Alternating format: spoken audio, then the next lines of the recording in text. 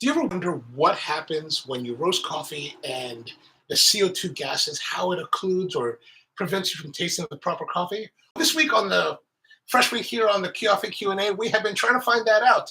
On Monday, we roasted some coffee and tasted it. And then every day since this week, we have been tasting the coffee at 24-hour intervals to see just how the coffee has changed throughout the process. So if you're just joining us right now, it's for the first time, we do coffee Q&A pretty much most days, and we talk about different coffee issues, and this week is Fresh Week, where we're talking about coffee freshness after roasting. So you probably heard that when you buy fresh coffee, you want to wait 5 to 7 days because there's this thing called degassing, a byproduct of coffee roasting, right? This is coffee, and it's being roasted.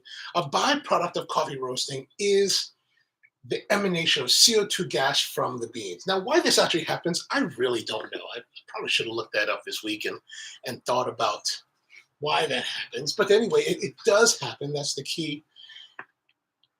And so what that means is that for the first week or so, the flavors of the coffee are not really being exhibited in as beautiful a manner as they would. So this week, what we did is we started on Monday. We roasted up this coffee. This is a washed coffee from Nicaragua in the Jinotega district. Really nice quality coffee. And we roasted it, and then we tasted it right after roasting, straight out of the roaster. And then every day since then, we've been tasting it again and again and again. And now we're 96 hours after the roasting. And we're going to try it yet again because you know what? This is what we do here. So how y'all doing? Everything good? We are going to get our coffee set up here and we'll turn this on. Good. Can you see that well? Like I said, I'm still working on this whole system to do this better. All right, we're going to use 24 grams because we're going to make 12 ounces. So for every finished ounce, we're going to use 2 grams of coffee. 23, maybe go a little bit. There we go. And then we're going to take this, we're going to grind it up in a compact R80 grinder, 85 million factors, really nice shock grinder. This particular grinder I'm using for, I probably bought it in 2009, so it's been a while, and I think it worked great. All right, we're going to be using our V60.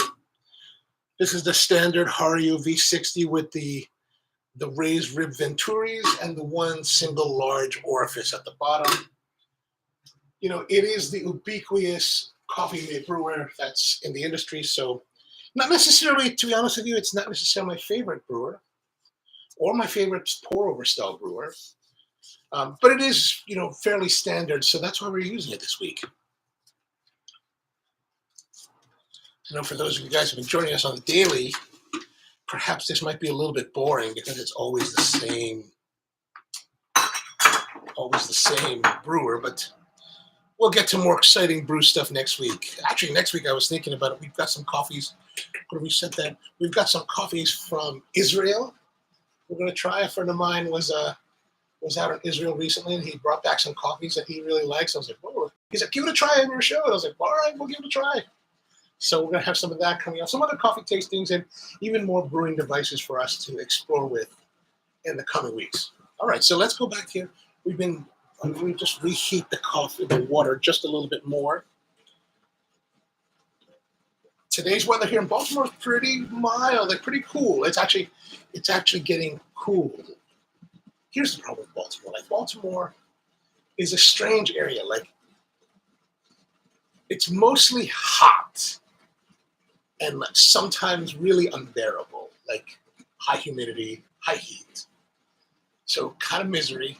And then you go from that to this, to today. Today it's clear, it's clean, it's cooler, but it's not cool. It's not. It's right at that coolness where you're like, if I have, like, I close the door, right? So if I feel like I would have to, like, I want to wear a jacket. So there's like no real equilibrium, right? There's like, it's either like too hot, too cold, too hot, too cold. You know, I don't know. It's very strange. All right, so let's get some of our water here. We're gonna pour our kettle water in. Great, got a little bit of water there. And now time for the brew. All right, here we go.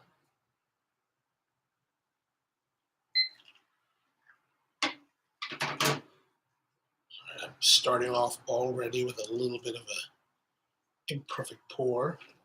But again, like we talked about in the past few days, really the first 25 grams are really about getting saturation. We're past 25 grams. Actually, I should just turn it this way. Let me try to turn it this way so that as I pour, you can see the numbers. So we got 35 grams of water, which is a little bit low. I should have put 85. We're going to let that blooming phase. You can see that it's kind of raised here, right? And then we're going to get in there and break the top down.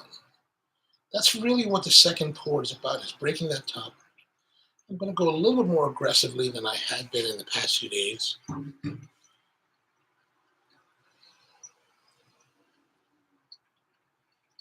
But really what the idea is still the same. We want to maintain the water level once we've raised it. So right now, as the water's flowing through, I want to keep the water at relatively the same level. We're at 146 grams of water, 1 minute, 30 seconds. So we're at a good pace. As always, we're looking for a brew time of 3.5 to 4 minutes. We had to go over a couple days ago to 4.5 minutes, and I think that was a contributing factor of the extra bitterness that we're tasting. I think that was really due to over extraction of the coffee rather than a necessary state of the coffee at that time.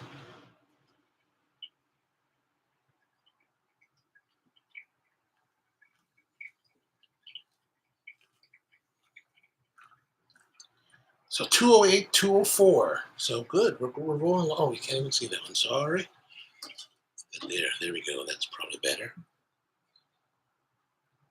I want to top up a little bit more with the kettle.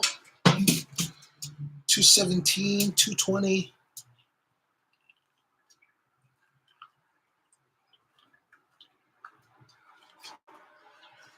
Now, I tend not to worry about like what's going on because, as far as like, whether I add in the water in this manner or slowly, I don't believe that has too much of an effect on the flow rate or the way the coffee brews. The important part is to keep the water or keep the coffee saturated with the water. And there's a point here, as you can see, where the coffee grounds no longer floating on the top, they're all down. So we get a little bit more what looks like pooling at the top, but really is the same depth of water. It's just that the coffee is no longer floating.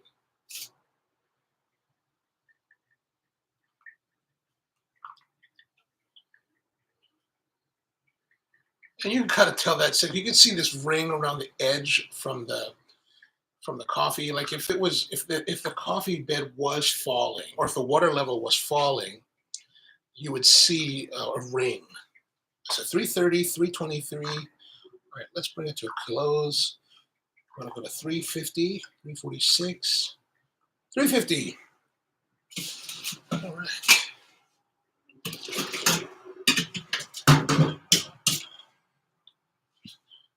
There it is. Now we're just going to watch it fall. Oops. See my new haircut. Had the haircut done a couple days ago. It's growing out nicely, so hopefully a little bit better than it was looking when I first got it fresh. All right, so it looks like we've got all of it done through for just past 4 minutes. Just get rid of that. And we can just rinse out the brewer.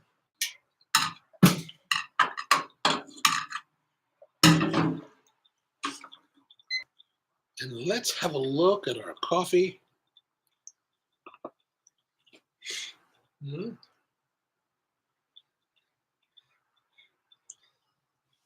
Now, if you happen to watch, if you're interested in that, I did taste this coffee in between yesterday and today.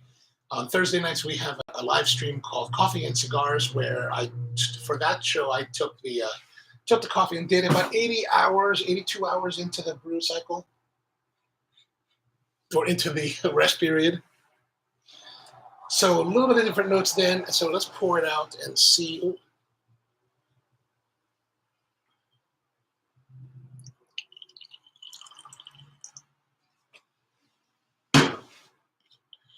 okay, there it is, the elixir.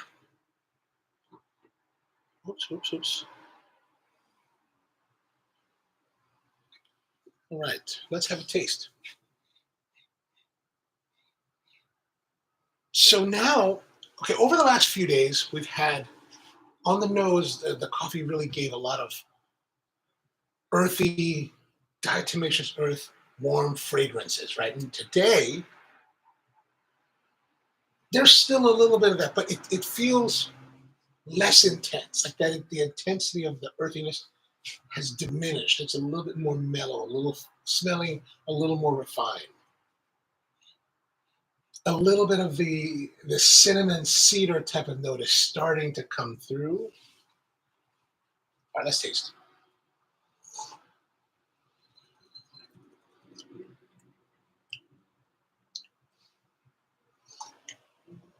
I'm getting a juiciness. I'm also getting kind of this flavor, maybe like a juicy fruit gum, but in a pungent sort of way.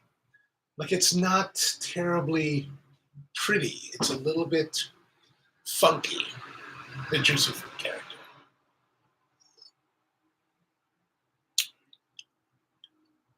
Overall, the cup is clean.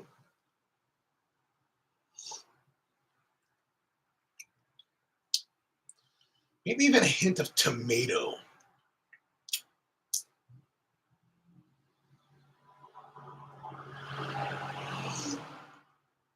But it's not a sweet coffee yet. I mean, there's a little bit of hints of sweetness,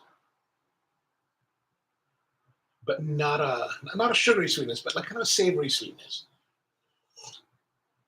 Like I feel like it wants to come out, but it's kind of not. It's being held back.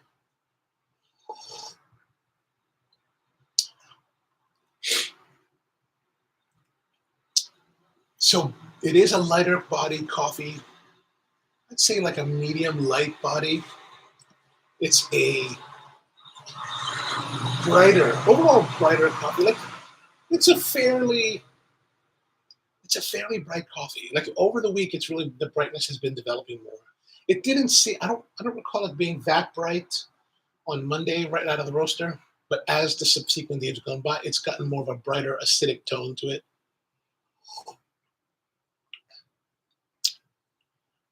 Those early notes of cinnamon, nutmeg, leather, tobacco, cacao, they're not really heavy on the sensation now. But Tuesday's tasting where we had this, where I described the flavor as being grotesque, pungent, and I always forget the word that I used. But anyway, it's not that. I think Tuesday was the worst day. Every day subsequently has been quite improving every day. Like this is much more enjoyable to drink than it was on Tuesday. More interesting than yesterday. Like now I'm starting to taste a little more complexity, maybe a little bit of orange peel.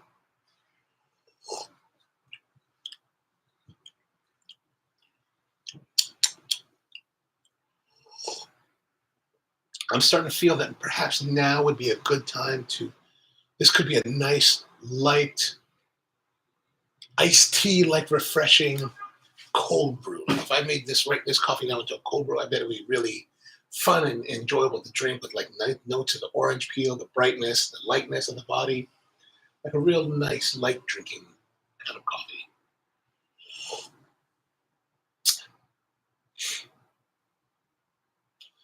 That might even be suitable for bitters. Let's see. All right, I've got this little bit of Lee Brothers or Fee Brothers Cherry Bitters. Let's give it a little taste of that.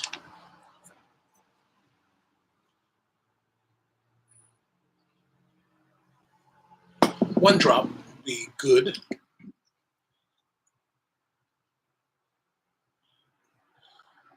This is one thing as you're working with coffee, is like it's I think it's perfectly acceptable, even important, to try additives or things that you might be able to use to mix it. And why did I think about this? Because quite a number of years ago, I was asked by the Star Chefs organization to present a cold brew. And so what we did is we took an SO68 coffee that I had gotten from Herbazu, Antonio Barantes in Costa Rica, and beautifully structured, fruity, floral coffee, like really super pretty, like one of the prettiest coffees I've ever had. And I was like, let's take that.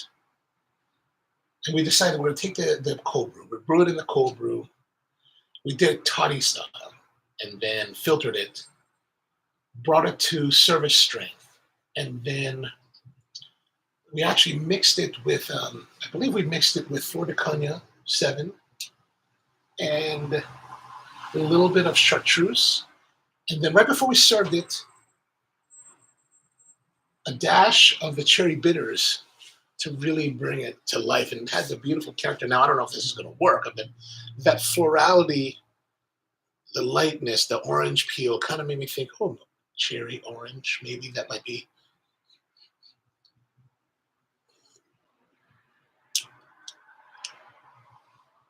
Oh, it's interesting. It's not bad. It adds a light twang to it. A little bit deeper complexity. Perhaps if I did a couple dashes rather than one, that would bring a little bit of a different. What's going on, Mom? How are you? Good morning. Let's do another dash. Let's put that on here so you can see.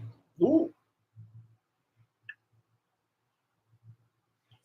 Just another dash. Let's have a taste. Oh, much more. You can, on the nose, you can get that cherry really well. Like the concentration is much higher now. And you can taste the light cherryness on the finish. And that's quite interesting.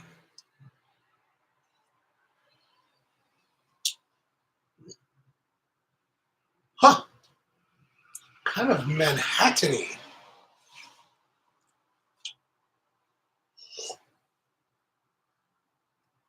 Well, that was interesting. That might be something new. So the coffee is definitely progressing. Like I'm definitely seeing it, tasting it, that's getting better every day. Tuesday by far was the worst day, which is 24 hours outside the roaster.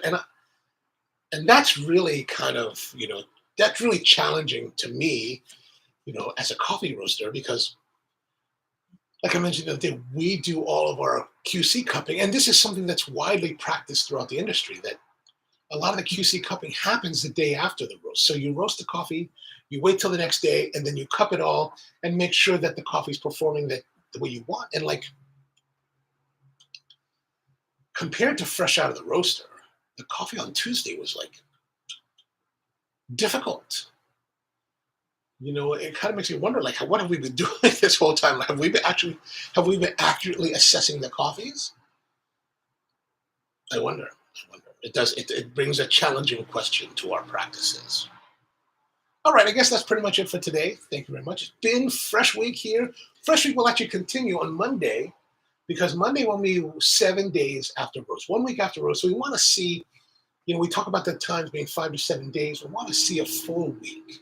So we'll do another tasting of the coffee on Monday. I may not be in the office this weekend, so I'm going to try to get some tasting done over Saturday and Sunday, just to see if there's how much of a difference there is. But for sure, Monday we'll be back again live, 10 a.m. to see the results of the coffee 1 week after roast. Hey, Dan, how's it going? Good to have you. And yeah, so that's it. So hope you have a great weekend. I've got to go to a couple events this weekend. We're going out to Emmitsburg to do a thing at the shrine of Mother Seton. There's an event that I have to attend as part of my volunteer extracurricular stuff with different charitable organizations. And then on Sunday, I'm thinking maybe heading down to the Renaissance Festival somewhere and like donning the duds and, you know, laying siege to my enemies' grounds. All right, so that's pretty much it for this week. Thank you very much for tuning in. Again, be back on Monday. Come and join us if you can. And if you're watching on the replay, thank you very much. And let me know if you have any comments or questions. Put them down below and all that. And see you next time.